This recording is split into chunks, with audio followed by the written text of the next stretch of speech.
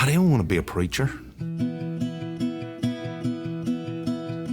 God so loved the world that he gave his only begotten Son, that whosoever believeth in him would not perish, but would have everlasting life. It was that verse, John 3:16, that a counselor shared with me in the mountains of North Carolina that spoke to my heart. I was 12 years old. And for several years, I couldn't get enough of it. But by the time I hit 15, man, I started running from God as fast and as hard as I could. And God tackled me. My wife and I were in kindergarten together. So she's been after me since I was 5 years old. She's the most wonderful woman in the world. I'm blessed. I'm incredibly blessed. We have 12 grandchildren right now, and 13 and 14 are on the way. So we've got a big family. God's been good to us. I ran from God as hard as I could run from him because I knew that God was calling me, and I did not want to go into ministry. I finally surrendered. It was a Thanksgiving weekend. I got Debbie, we were dating at that time, and I looked at her and I said, tonight I'm going to go down and surrender to the ministry because God's been calling me. And I said, I love you and I want to marry you, but I don't know if that's what you want for your life. What I did not know is that she believed that God had called her to missions. And so our ministry has been one of just a teamwork. If you've been around Mac and talked to him for any length of time, you know he does have a very tender heart.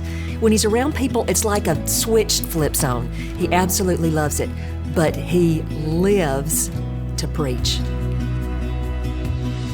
I think I'd say he's a pastor, he's a preacher, he's an historian. All three rolled into one.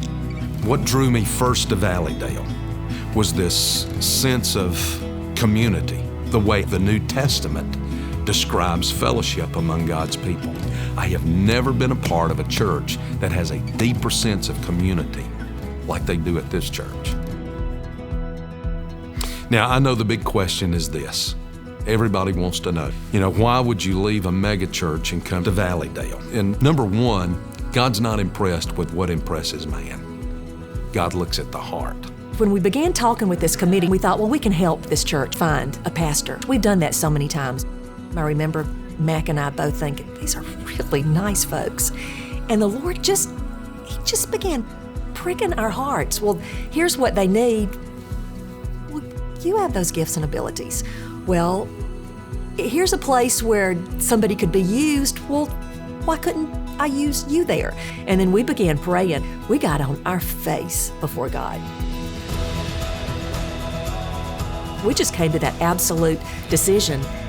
This was where the Lord wanted us. Let me tell you, I've cried a river over leaving those grandchildren in Jacksonville, but we're building a big bunk bed room where I hope they'll visit real often. So I'm here because God called me here, and I honestly believe God's going to use this church to do something significant. And I hope for my part that you will hear a clear presentation of the Word of God and the gospel. And if the gospel's not in what I preach, you come up and ask me.